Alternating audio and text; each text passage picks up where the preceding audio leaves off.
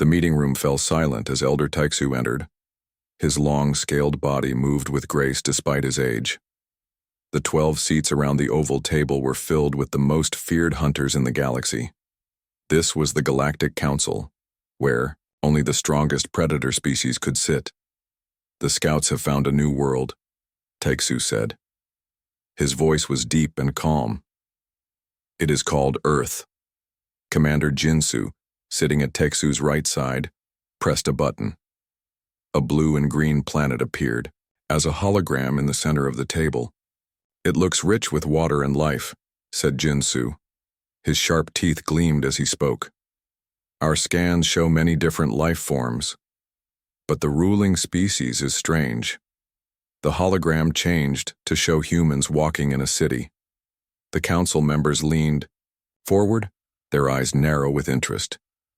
"They call themselves humans," Jinsu continued. "They have no claws, their teeth are flat, their skin is soft. They cannot see well in darkness, they cannot hear high sounds. They cannot smell danger from far away."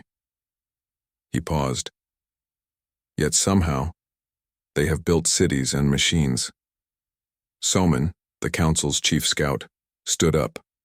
Her thin body was covered in fine fur that changed colors with her mood. Now it was a curious yellow. "I watched them for 30 days, she said. "They are weak.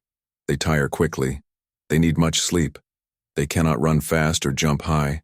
They cannot swim deep or breathe different air." She tapped her wrist device and the hologram showed more images of humans doing everyday things. "But they are clever with their hands. They make tools. They work together in large groups." "Are they a threat?" asked Taixu. Soman's fur rippled, with blue laughter. "No. They are clearly prey who have somehow learned to use tools. They have no natural weapons. Their bodies are weak. They would be easy to control." Around the table, council members nodded in agreement. They had seen this before. Prey species who developed basic technology but remained fundamentally harmless. "I propose we classify Earth as a Category 4 world," said Jinsu. "Perfect for adding to our territories. Their planet has many resources we can use." Taixu raised a clawed hand asking for silence. "Let us vote." One by one, the council members pressed buttons on the table. 12 green lights glowed. The decision was made. "We will send Ambassador Soman to make first contact," said Taixu. "Prepare a small fleet. Show them our power, but do not harm them. Yet, we want their resources intact." 2 months later, 5 large ships appeared in Earth's sky. They were shaped like arrowheads and covered in dark metal that absorbed light. Each ship was twice the size of Earth's largest buildings. In the lead ship, Soman watched the planet grow larger on her screen. She felt confident. This would be an easy mission. The humans would see the Council's power and accept their place as a lesser species. "We are receiving a signal," said Captain Hyon. His reptilian eyes blinked slowly at the control panel. "Let me hear it," ordered Samin. A human voice came through the speakers. It spoke calmly, without fear. "Attention, unknown vessels. This is Director Yuna of Earth's United Defense Coalition. We detect your approach and wish to establish peaceful communication. Please identify yourselves and state your intentions." Soman looked at Dr. Dohun, the ship's biologist. "They sound calm. I expected fear." Dr. Dohun scratched his scaly head. "Perhaps they do not understand the danger. Their history shows they have never met beings from other worlds." "Good," said Soman. "Prepare the landing party. We will meet them face to face." The council ship landed in an open field outside a large human city called Seoul. A group of 20 humans waited at a safe distance. They wore matching dark uniforms, but carried no visible weapons. As the ship's door opened, Soman led a team of 6 council members down the ramp. She had chosen different species to show the humans the variety and power of the council. Behind her walked Captain Hyon, tall and covered in armored scales. Dr. Dohun followed, his forearms carrying scientific equipment. 3 security officers came last, their bodies built for fighting with natural weapons visible. The human called Yuna stepped forward. She was average height for a human female, with short black hair and a face that showed no expression. Soman could read. "Welcome to Earth," said Yuna with a small bow. "We are honored by your visit." Soman did not bow back. In council culture, bowing was a sign of weakness. "I am Ambassador Soman of the Galactic Council. We have come to inform you that your world has been classified as Category 4, suitable for integration into our territory." Yuna's face remained calm. "I'm afraid I don't understand what that means. Perhaps we could discuss this further." "We have prepared a meeting place where we can talk comfortably." Soman flicked her tail with mild annoyance. Prey species usually showed more fear at this point. "Yes, we will explain everything. Your people will serve the council now. In return, we will share some basic technology and protection." As they walked toward a nearby building, Dr. Dohun moved closer to Soman. "Ambassador, I am noticing something unusual," he whispered. "The humans are watching us carefully. They are taking notes and pictures. This is not normal prey behavior. They are just curious." Somin dismissed his concern. "All new species are, before they learn their place." Inside the building, the humans had prepared a large room with a round table. Screens on the walls showed maps of Earth and images of the council ships in orbit. Captain Hyon leaned close to Soman. "They are monitoring our ships. Their technology is more advanced than we thought." Soman waved her hand dismissively. "It doesn't matter. They have no weapons that could harm our vessels." Director Yuna invited them to sit. She introduced her team: scientists, military leaders, and government officials. They asked careful questions about the council, its species, and its territories. Soman answered with little detail, then came to the point. "Earth will provide the council with 30% of its water resources as a membership fee. We will establish bases on your planet. Your leaders will answer to council representatives." The humans exchanged glances. Yuna spoke calmly. "This is a significant request. We would need time to discuss this with our global leadership. Would 48 hours be acceptable before we provide our answer?" Soman's fur rippled with amusement. This was typical prey behavior, trying to delay the inevitable. "You may have your time. It will change nothing. The council has decided." As the meeting ended, Dr. Dohun approached Soman again. "Ambassador, I have been reviewing their historical records. These humans have fought wars lasting decades. Predator. Species never fight so long.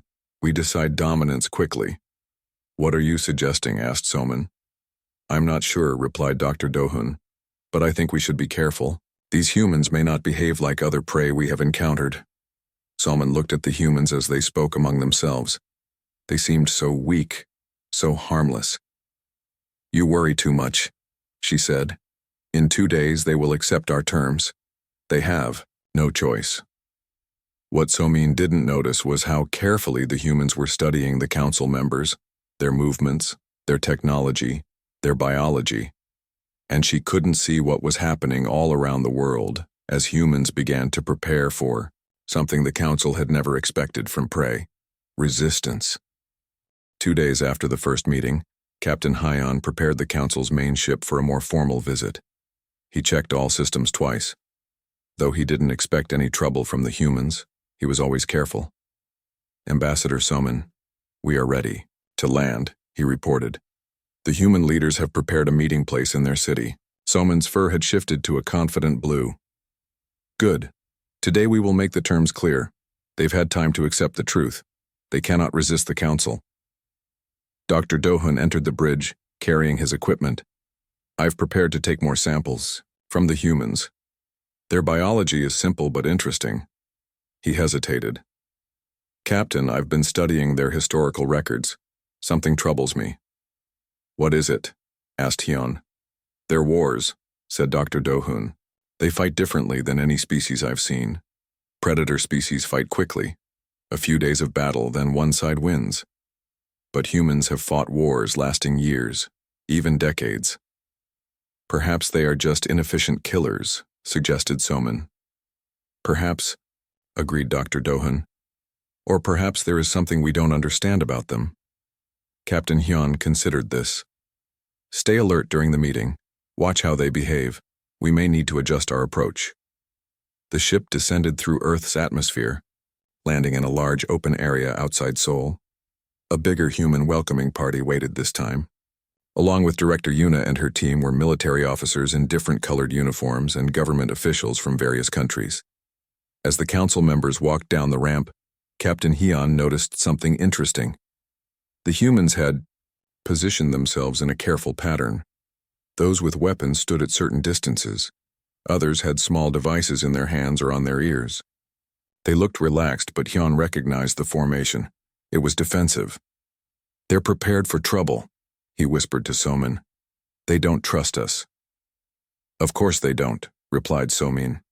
"Prey never trusts predators, but they will learn to obey." Director Yuna stepped forward. "Welcome back. We have prepared a more comfortable meeting place. If you'll follow me, we can continue our discussions." The meeting room was in a large building with thick walls. Windows looked out over the city. The table was round with places for both humans and council members. On screens around the room, human leaders from other parts of the world watched through video links. "We have considered your proposal," began Director Yuna. "Before we respond, we have some questions about the Galactic Council and what membership would mean for Earth." Soman's fur rippled with impatience. "Questions? The terms are simple. You provide resources. We provide protection and limited technology. That is our offer to all Category 4 worlds." "We understand," said Yuna calmly. "But we would like more details. For example, what technology would you share? How is the water collected? What protection do you offer, and from what threats?" For the next several hours, the humans asked many questions. They wanted to know about the Council ship's engines, about weapons and defense systems, about the Council's homeworlds and biology, about other species in the galaxy. Captain Hyun watched with growing concern. These were not the questions of a species ready to submit. These were the questions of a species gathering information. After many hours, Soman had enough. "These details can wait. You have had time to consider our offer. What is your answer?" Director Yuna looked at the other human leaders on the screens. They nodded to her. "We need more time," she said. "Earth has many nations, many leaders. We must all agree before making such an important decision." "How much more time?" demanded Somin, her fur now an angry red. 3 months, replied Yuna. "We will use this time to prepare our people for the idea of joining a galactic community, and to learn more about the Council, if you are willing to teach us." Somin started to object, but Captain Hyun spoke first. 3 months is acceptable. We will remain in orbit around Earth during this time. We can continue to meet and share appropriate information. As they left the meeting and returned to their ship, Dr. Dohun walked beside Captain Hyun. "Did you notice how they watched us?" he asked quietly. "Yes," said Hyun. "Not with fear, but with curiosity." "They're studying us," said Dr. Dohun. "Learning our movements, our technology, our biology. This is not how prey behaves when facing predators." Back on the ship, they reported to Ambassador Somin. She was not pleased with the delay, but agreed to wait. 3 months is nothing to the Council, she said. "Let them have their time. The result will be the same." That night, Captain Hyun couldn't sleep. Something about the humans bothered him. He went to the ship's observation deck and looked down at Earth. The night side of the planet glowed with city lights. Billions of humans going about their lives. Dr. Dohun joined him. "You're troubled too?" asked the biologist. "Yes," admitted Hyun. "I've seen many new species join the Council territories. Usually they either fight or surrender quickly. These humans," he gestured at the planet below, "they do neither." "I've been reviewing more of their history," said Dr. Dohun. "It's fascinating and disturbing." He showed Hyun a small screen with human historical images. "Look at this. Small groups of humans defeating much larger forces. Weaker human nations surviving attacks from stronger ones. Prey species don't do this." "What are you suggesting?" asked Hyun. "I'm not sure," replied Dr. Dohun, "but I think Ambassador Somin is wrong about them. They're not simple prey who have accidentally developed technology. There's something different. Just then, an alarm sounded on Hyon's wrist device. Motion detectors, he said. Something's moving near our landing site. They checked the security cameras. In the darkness around their ship, shapes moved quietly. Humans, watching from a distance. They carried devices that seemed to be taking readings from the ship. They're scanning us, said Dr. Dohun with surprise. Learning about our technology. Should we stop them? Asked Hyun. Dr. Dohun thought for a moment. No, let's watch and see what they do. This may help us understand them better. For the next 3 hours, they observed as human teams moved around the ship's perimeter. The humans never tried to come too close. They worked in careful patterns, each team focusing on different parts of the ship. Their work is coordinated, noted Hyun. See how they communicate and move together? This isn't random curiosity. No, agreed Dr. Dohun. This is methodical research. He looked troubled. Captain, I think we've made a serious mistake in how we've classified these humans. What do you mean? In nature, there are predators who hunt by outlasting their prey. They're not the strongest or fastest, but they keep going when others would. Stop. They study their target's habits, they work together, they plan ahead. Dr. Dohun pointed at the humans below. I think that's what we're seeing here. You think humans are predators, not prey? Asked Hyun with surprise. I think they might be something we haven't encountered before, replied Dr. Dohun. And I think Ambassador Soman should know about this. But when they reported their observations to Soman the next morning, she dismissed their concerns. So they're curious about our ship. So what? Many primitive species are fascinated by advanced technology. It changes nothing. With respect, Ambassador, said Dr. Dohun, I believe we should reconsider how we approach these humans. They may be more adaptable than we thought. Soman's fur rippled with amusement. You worry too much, Doctor. In 3 months they will accept our terms, or they will learn what happens to prey that doesn't know its place. As Dr. Dohun and Captain Hyun left Somin's quarters, they exchanged worried looks. Both felt the same thing, that the Council might be making a dangerous mistake. But neither could explain exactly why. All they knew was that humans didn't behave like any prey species they had ever encountered, and that made them very, very dangerous. 3 months had passed since the Council's ships arrived at Earth. What was supposed to be a simple takeover had turned into endless talks. The Council members were not used to this. Normally, prey species would quickly accept their place. Commander, Jinsu paced back and forth in the meeting room. His claws clicked against the metal floor with each step. The other Council representatives watched him, feeling his anger. This has gone on long enough, Jinsu growled. These humans ask too many questions. They want to know how our engines work, they want to see our weapons, they ask about our home worlds. No prey species has ever been so difficult. Ambassador Soman sat at the table, her fur now a troubled orange color. I agree, they keep asking for more time, more information, more meetings. They do not act like prey, said Dr. Dohun. The biologist had spent most of his time studying humans. When I take samples from them, they watch carefully. They ask about my equipment. One of them even suggested improvements to my DNA scanner. Jinsu stopped pacing. His eyes narrowed to thin slits. It is time to remind them who we are, who they are. He turned to Captain Hyun. Prepare the main ship. We will give them a demonstration they cannot ignore. The next day, Director Yuna and her team were invited to the Council ship. They were taken to a large room with a giant screen. The humans sat in chairs that were too big for them, designed for the larger Council species. Jinsu stood before them, tall and imposing. We have been patient with your delays. The Council has decided it is time to show you why resistance is pointless. He nodded to Captain Hyun, who pressed a button on his control panel. The screen showed an image of a small gray moon orbiting the 6th planet in Earth's solar system. Watch, said Jinsu. A beam of bright blue light shot from somewhere, off-screen. It hit the moon, which began to glow. Cracks appeared on its surface, spreading like spider webs. Then, in a silent flash, the moon broke apart into thousands of pieces. The humans watched quietly. Their faces showed little reaction, which confused the council members. Prey species usually showed fear when they saw such power. After a moment of silence, Director Yuna spoke. "Impressive," she said calmly. "Our records show you use fourth-generation fusion cascade technology. Interesting choice." Jinsu's scales rippled with surprise. How did she know the name of their weapon? How could she recognize the technology? Before he could respond, Yuna continued. "We appreciate this demonstration.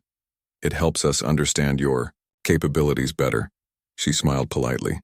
"Shall we continue our discussions tomorrow? We have some new proposals to share."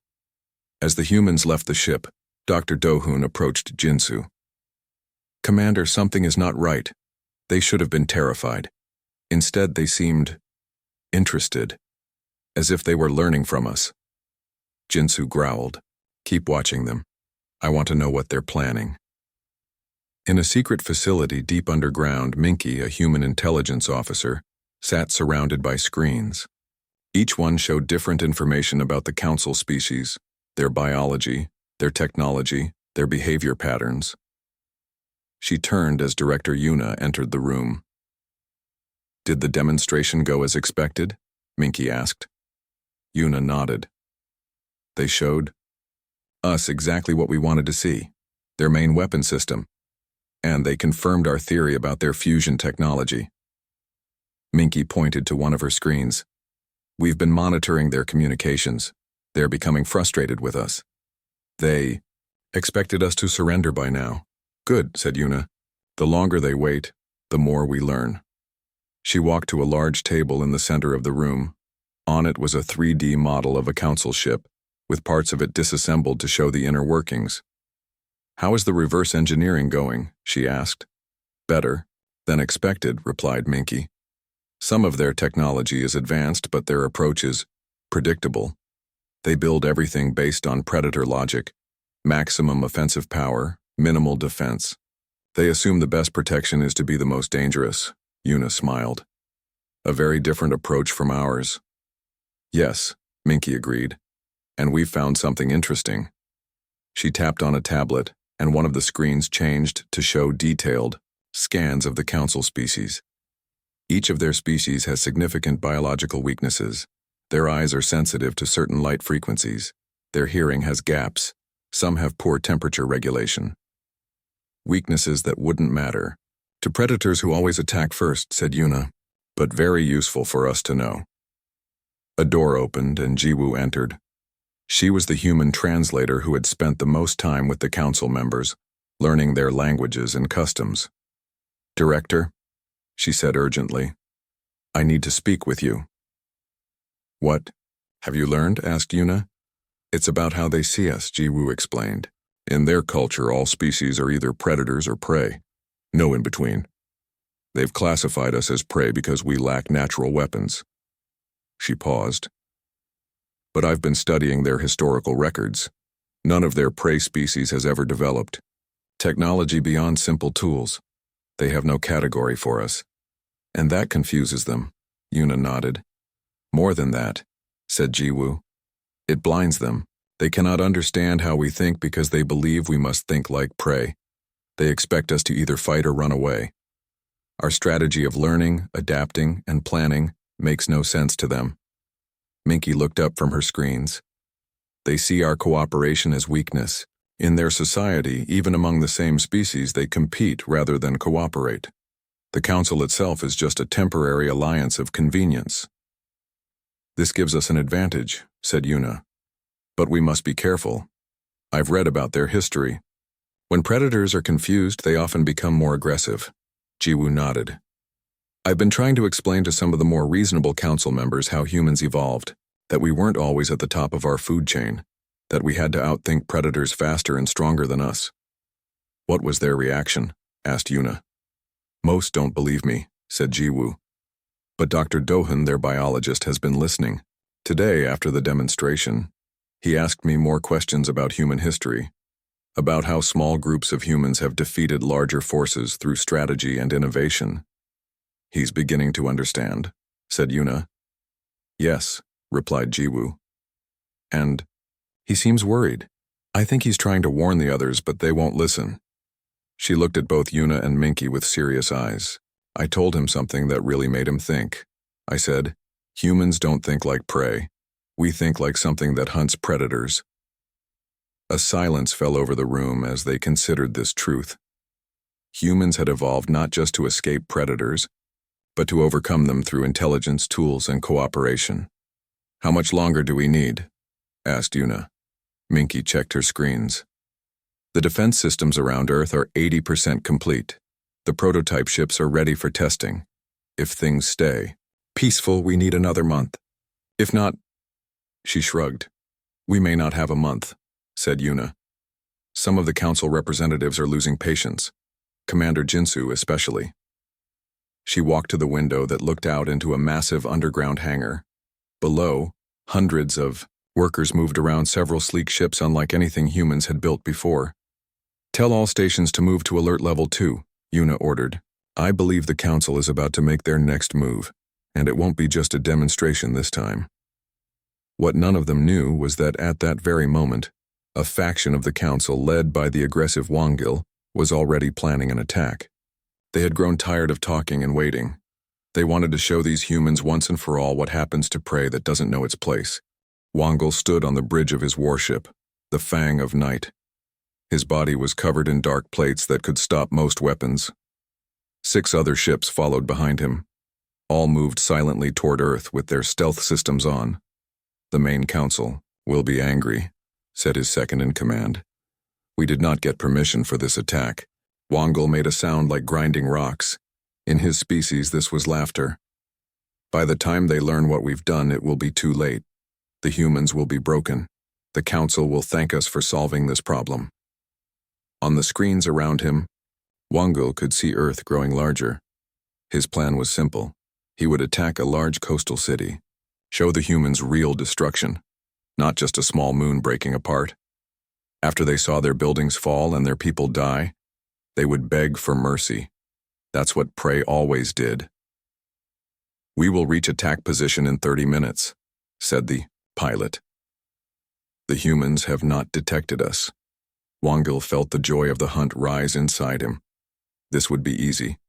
This would be quick. This would remind the council why his faction deserved more power. But as they came closer to Earth, something strange happened. Warning lights flashed on the bridge. Sir, called the sensor operator. I'm detecting energy readings around the planet. They weren't there before. Wangil moved to look at the screen. What kind of readings? Defense systems, said the operator with disbelief in his voice. Many of them, and they're tracking us. Impossible, growled Wangil. Our stealth technology is perfect and the humans don't have such advanced sensors. Just then, a voice came through their communication system. It was Director Yuna. Attention council ships. You have entered Earth's defense perimeter without permission. Please identify yourselves and state your intentions. Wangil slammed his fist on the console. How did they detect us? How do they know we're here? Before anyone could answer, the sensor operator called out, again. Sir, ships are approaching from Earth. Many ships. On the main screen, dozens of vessels appeared. They were smaller than the Council warships but moved quickly. Their design was strange. Not like Council ships at all. They formed a pattern around Wangil's fleet, keeping their distance but clearly ready to attack. This is impossible, Wangil said again. The humans had no space fleet 3 months ago. Sir, said the weapons officer, should we open fire? Wangil hesitated.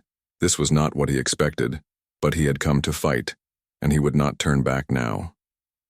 Yes, target their largest ship. Show them our power. The Fang of Night fired its main weapon. A beam of energy shot toward the human fleet.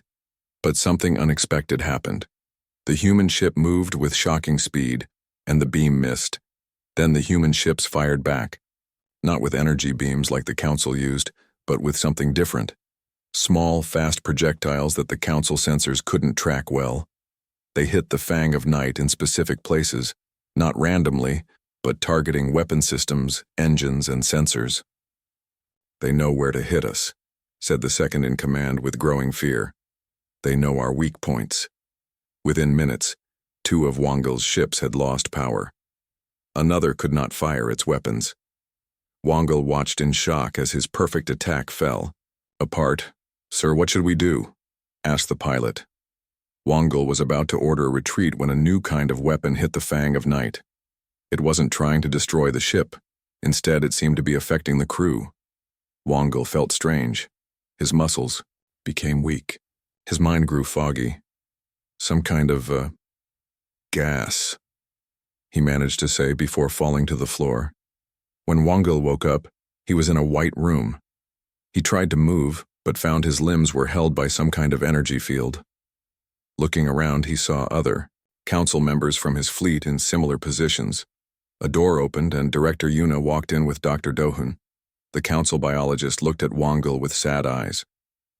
"I tried to warn the council," Dr. Dohun said, "but you wouldn't listen. Now you see what I feared." "What happened?" demanded Wangil. "How did you defeat our ships? Where did you get such technology?" Yuna stepped forward. "We've been studying you since the day you arrived.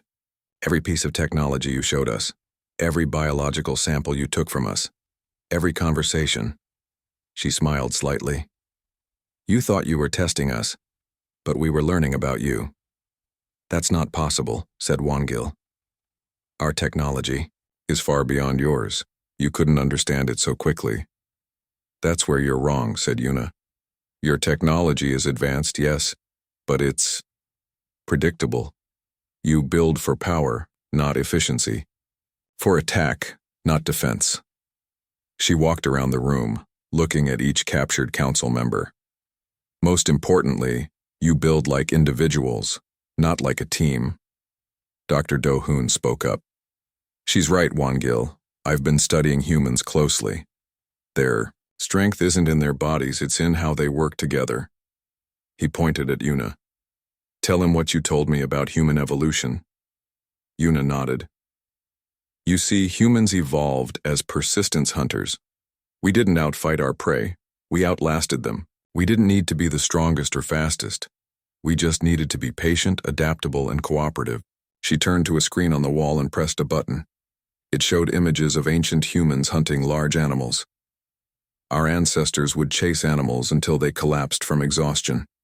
We can cool our bodies by sweating, which lets us run for hours. We can throw weapons with great accuracy. We can track prey for days. Wangil stared at the images, trying to understand. "But you have no claws, no fangs."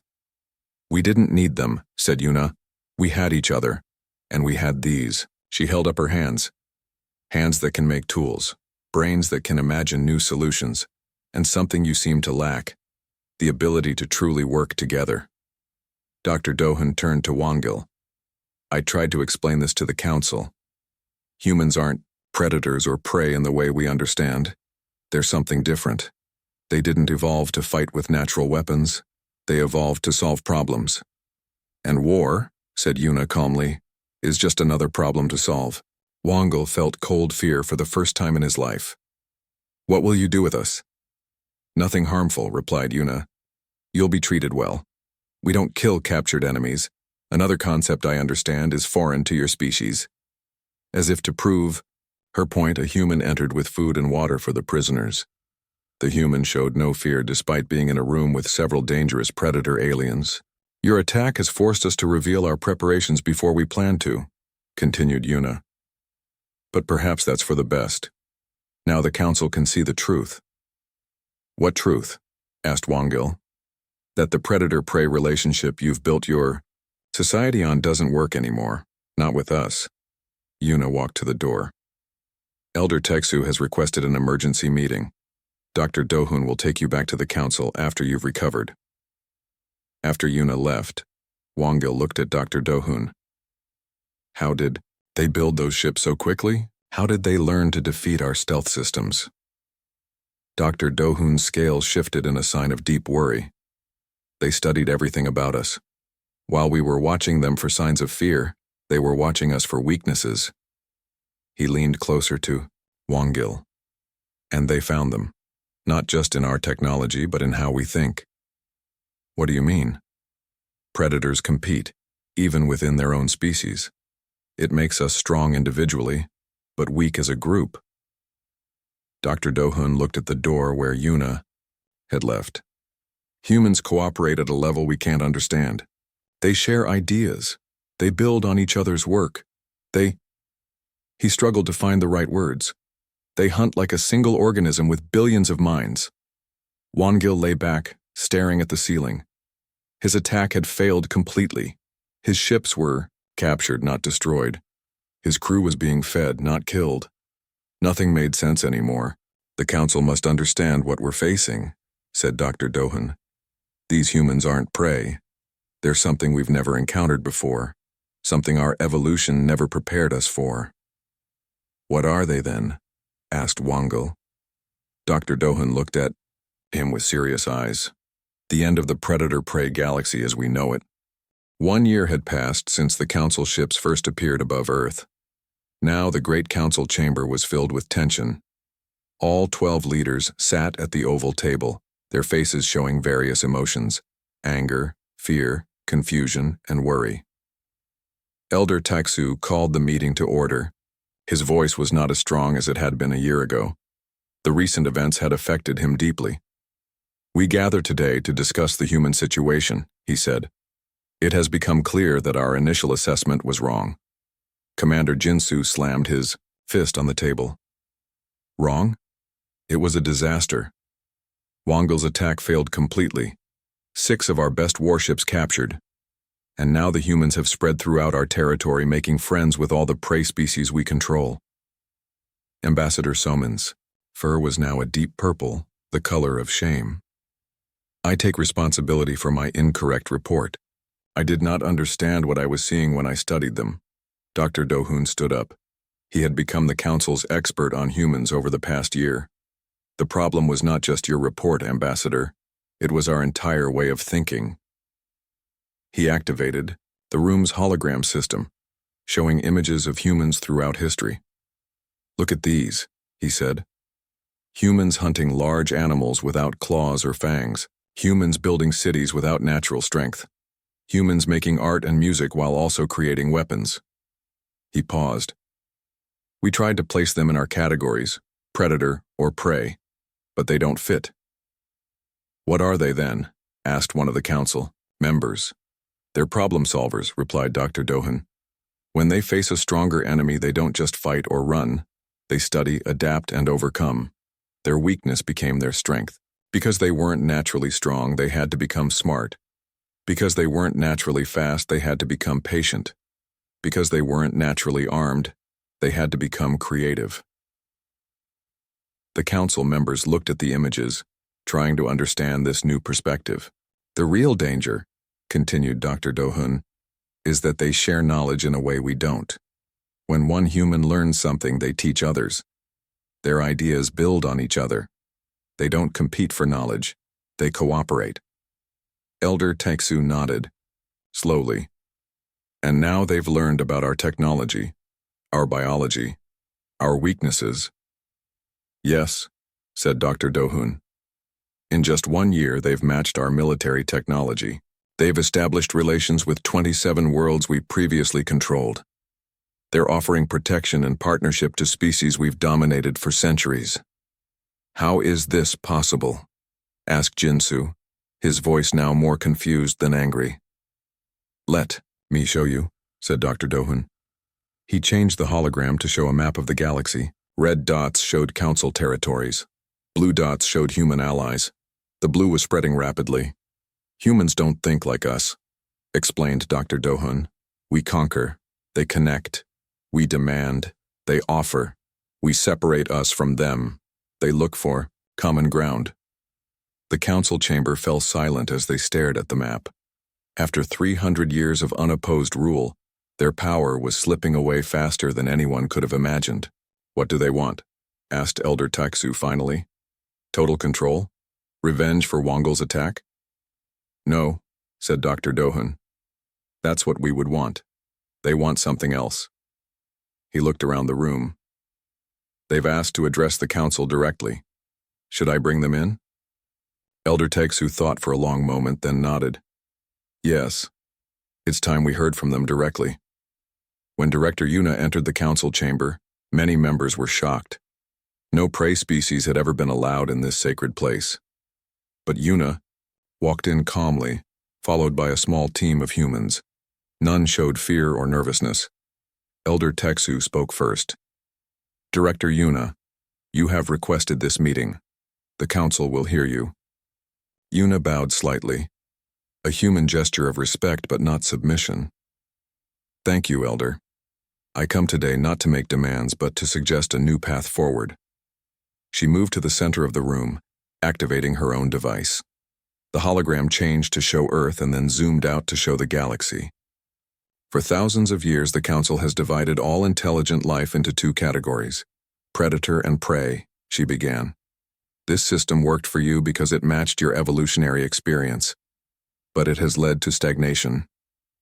A few Council members growled at this, but Elder Tegsu raised his hand for silence. Look at the evidence, Yuna continued.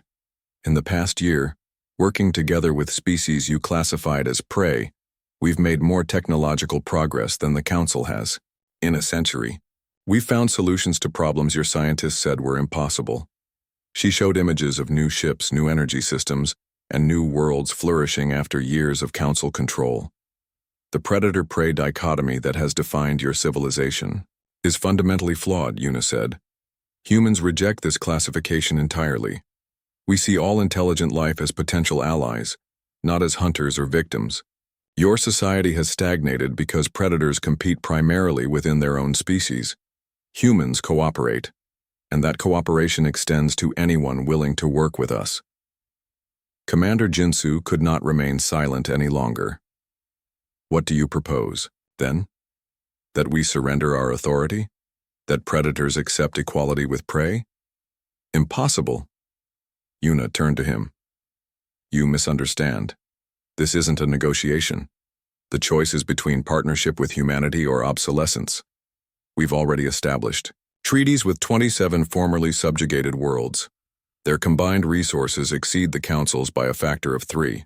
The Council chamber erupted in angry roars and shouts. Some members stood up, showing their natural weapons. Others demanded the humans be removed immediately. Elder Tegsu raised both hands, calling for silence.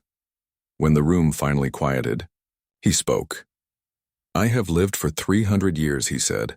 I have hunted the most dangerous creatures in the galaxy. I have led the Council through wars and peace. And I have never faced a challenge like this. He looked at Yuna with new understanding in his old eyes. You did not come here to fight us. You could have done that without this meeting. You came to offer us a place in your new order. Yes, said Yuna simply. The galaxy is big enough for all of us. Predator, prey, human. These are just labels. We believe in potential, not categories. Elder Tegsu stood and walked slowly around the table. The other council members watched in shock as he approached Yuna directly. In all my years, he said, I never imagined I would say this to a species without fangs or claws. He paused. But I recognize the truth when I see it. The old ways are ending. He turned to the council. The humans aren't prey, he announced, and they aren't predators either. They're something our evolution never prepared us for. A species that hunts through cooperation, that kills through kindness, and that conquers through alliance. We must adapt or face extinction ourselves. Several council members protested, but others nodded slowly, seeing the wisdom in his words. What exactly are you suggesting, Elder? Asked Commander Jinsu. I am suggesting we accept Director Yuna's offer, replied Tegsu. A new galactic charter, equal status for all intelligent species, shared technology and resources. He looked at the angry faces around him. Yes, it will be difficult. Yes, it goes against our nature. But nature must sometimes give way to wisdom, as the debate continued around the council table. Yuna and Tegsu stepped aside for a private word. You knew I would understand, said Tegsu quietly. How? Yuna smiled. Because true predators know when to adapt. That's how they survive. The council will survive this change, Elder, and it will be stronger for it. Taixu looked back at the heated discussion among his fellow council members. Some were already arguing about the benefits of the new arrangement. Others were stubbornly refusing to listen. Change comes hard to old hunters, he said. Change comes hard to everyone, replied Yuna. Even humans. But it comes all the same. And so began the difficult but necessary transformation of the galaxy from a place ruled by tooth and claw to one guided by cooperation and shared progress. The council had indeed learned that humans weren't prey, but something far more challenging to their worldview, the future.